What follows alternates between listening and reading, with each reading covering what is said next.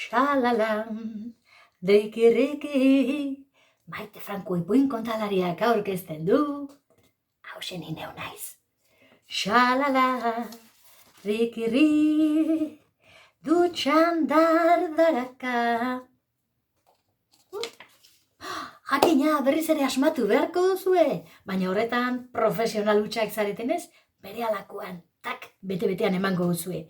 Nik esaten badizuet adibidez, piko bazulo dituen mendi txikia. Handik ateratzen omen dira haizea eta mukiak. Baldakizu, Maitia? Oso erraza da. Mukia esaten badizut, benetako mukia, Bai, zuri gustatzen zaizun mukia hainbeste ibiltzen zaren hor bildumak egiten, kolezioak. Nondik ateratzen dira? Hoixe, bete-betean eman duzu. Xudurra, izan ere, gaur kontatuko dugun ipuinaren izenburua da. Xudur ieslaria. Gianni Rodari, idazle italiarrak, idatzi zuena, orain dela 100 urte jaio zen idazleak. Baina noski beti bezala, badakizue, kontalariok gure modura kontatzen ditugu ipuinak. Gauza bat kendu, beste bat gehitu, mamiari eutxi, eta alik eta politen prestatu, sukaldariak egiten duten bezala, zuek ere, belarrietatik eta ahotik ere dasta dezazuen. Eta nola da hasiera, deno dakigun hori, nola da?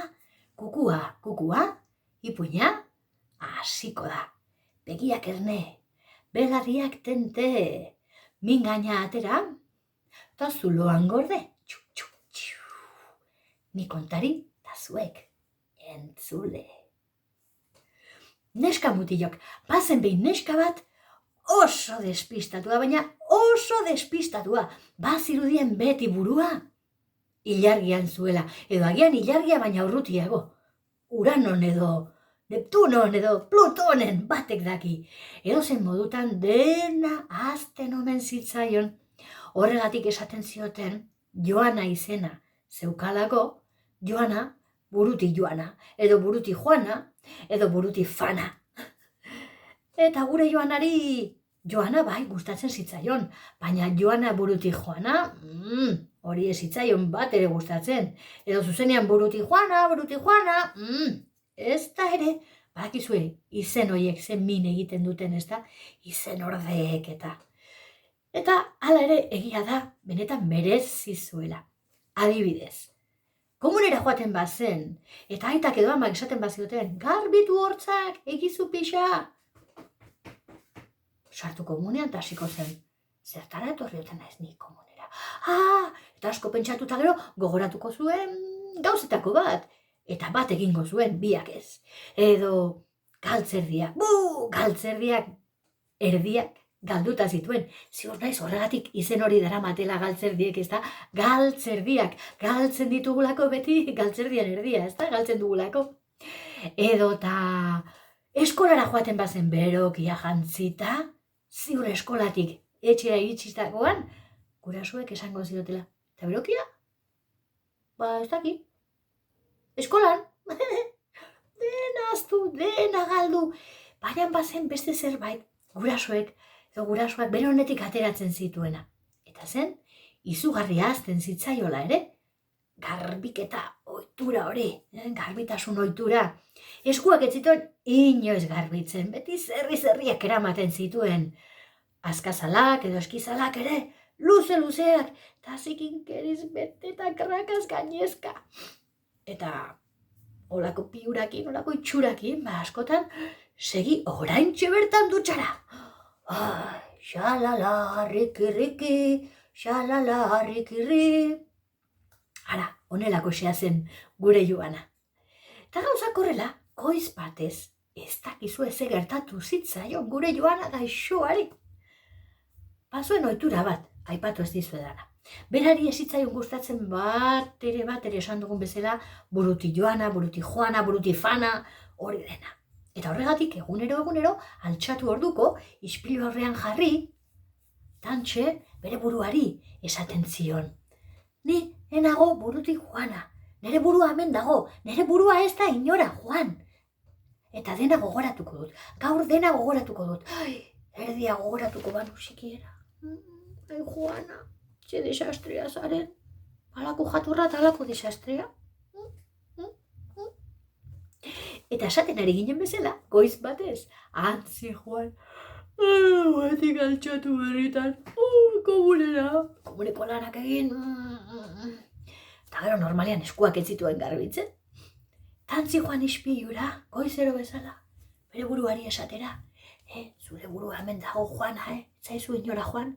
Non alako batean, Joana konturatu zen. Sudurra falta zitzaiola. Nire sudurra, baina nonote dago nire sudurra. Burua hemen dago, bai, burua ez da, Juan, baina sudurra, bai. Nola liteke? Nonotziote dut. Korrika, ohean begiratu zuen. Dena ondo desegin. Azpitik ere begiratu. Armairuak eta miatu. Komunean, komuneko zulotik etzen bairoriko zinazka. Antzen komunera altxatu tapa. Han sudurraren arrastorik ez. Eskerrak. Talako batean ahots bat entzun zuen. Lalara, lalarilo, lalara, lalara. Antzi Juan zerbait plaza zeharkatzen. Ireki zuen leioa. Eta baldakizue, zer zijoan plaza zeharkatzen abesten pumpaka, boteka. Bere sudurra! Sudurra, hemen naiz, Joana, mesedez, itzul zaite zinen lekura. Mesedez, sudurtxo, bueltatu, sudurra! Jendeak arrero begiratzen zion.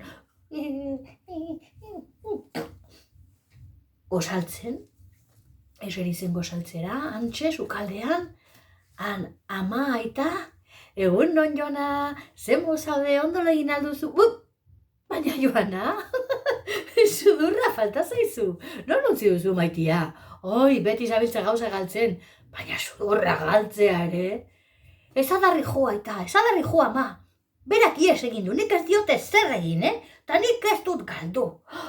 Han ikusi dut plaza zeharkatzen.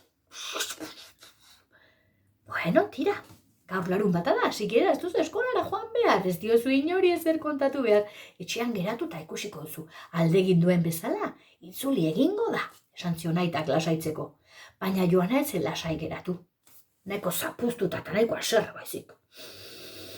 Nolakoak diren sudurrak, ze kapritxosoak, ze kutiziatxuak. Sudurraren puntane jartzen zaien egiten dute beti. Beti nahi duten guztia, gutaz aztuta. Badakizue batzutan umeak nolakoak zareten, behin gauza bat gertatuko eta beti erabiliko duzue. Beti, niri beti gertatzen zen, beti. Gauzak horrela goiz hartan, larun bat goiz hartan, ama kirola egitera joan zen, eta aita erosketak egitera. Erosi zuen haragia, erosi barazkiak, erosi baita ere arraia.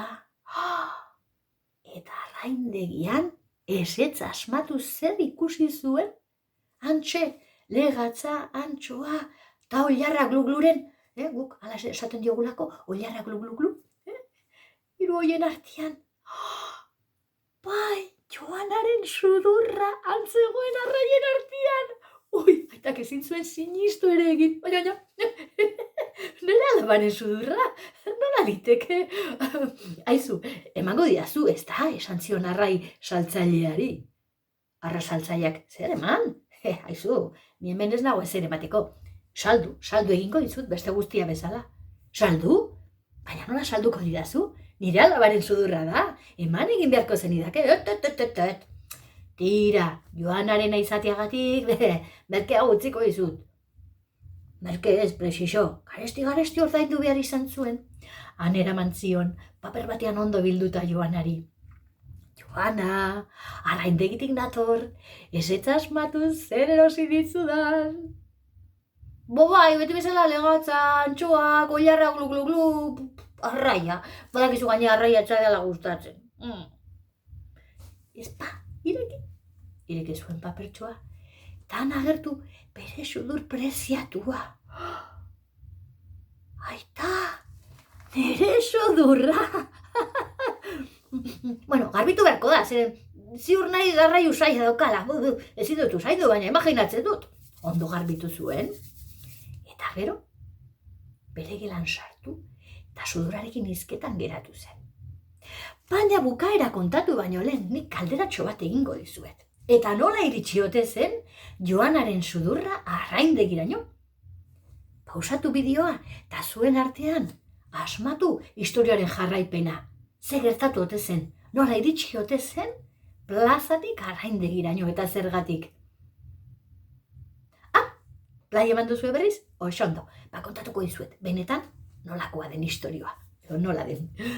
Antxe, sudurra plaza zeharkatzen, xalala, riki, xalala, riki, dutxan darda, halako batean, ondo kalkulatu ez eta, potx, zanga. Errekara erori zen Joanaren sudurra. Antzebilen, itolarrien. Talako batean, amu arrain, haundi batek, raus. Osorik irentxi. Jarraitu arrainean, igerian arraina. Eta antxe, azalduan digutxira, arrantzale bat. Arrantzaleak, amu arrai potoloura arrantzatu, saltzaileari eraman, eta nahiko garesti saldu.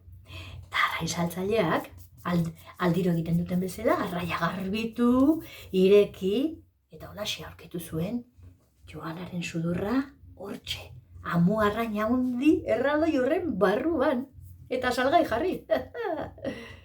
Bueno, guain itzul gaitezen Joanaren gelara, han utzi dugu, sudurrarekin, blagan, hizketan, han hasi zitzaion. Baina sudurra, jakin alaiteke, zergatik egin didazuri ez, Zer egin dizu panik, horrelako zer egiteko, jakin alaiteke. Eta orduan sudurra, arro hizketan hasi zitzaion. Bazeukan ahots pixkatola berezia. Guk sudurra estalita daukagunean daukagun ahots bera. Han hasi zitzaion. Zergatik alde egin dizudan, baina zu konturatu zera nolako eskuzikinak dituzun, nolako zikinak sartzituzun ere zurtxulo garbietan, eta zinolako askazalak ematen duzu, nizertaki tigre bat, sekulako mina egiten diazu. Eskuak ez baituzu garbitzen, eta eskizalak ez baituzu mozten, berriz ere ies egingo dizut, baina betirako. Joana harrituta gelditu zen. Horregatik ies egin ez dipa, eskua garbitzen ez ditu dalako eta eskizala mozten ez ditu dalako. Lasai sudurtxo, hemendik aurrera, egunero garbituko ditut, eta egunero moztu ez, tarteka, astean behin. Ondo da. Eta beste ezer gehitu gabe, pluk. Joanaren zulo horretan egokitu zen sudurra. Eta Joana hantxe ezer gertatu izan ez balitz bezala. Neska mutilok, ipuin egokia da garai honetarako, zeniz ziur naiz, barra entzuten ari zaretela. Eskua garbitu aldituzu. Kaletik zatozten bakoitzean, ez da, guain koronavirus delako gaitzonekin, ez da. Ezin egokiagoa iruditu zait. Eta beste gauza bat ere bururatu zait. Garai honetak gertatu izan balitzaio gure Joanari, zer egingo luke sudurrak utzitako zuloa ez ikusteko. Zuek kalera ateratzen zaretenean jartzen duzuena, jartzea, hoxe, maskarilla jarriko zuen, eta inoretzen enteratu ere egingo, ziurasko, ikusten maskariak ere baditu bere alde honak, inoiz sudurrak alde egiten badizu, oso praktikua da, inorrez bai da, hortaz enteratuko. Eta egia, ala gezurra, bi begien artean, sudurra. Eta gustatu bazaizu, bi bazu, eta furra. Aio, gaurkoan ere esagutxulotik kontatu dugu, baina ziur naiz, Laster batean, berriz ere liburutegian elkar ikusiko dugula. Nire esiatzen dago, falta botatzen zaituzten bat jo. Ondo izan, Laster arte! Xalala, juhu!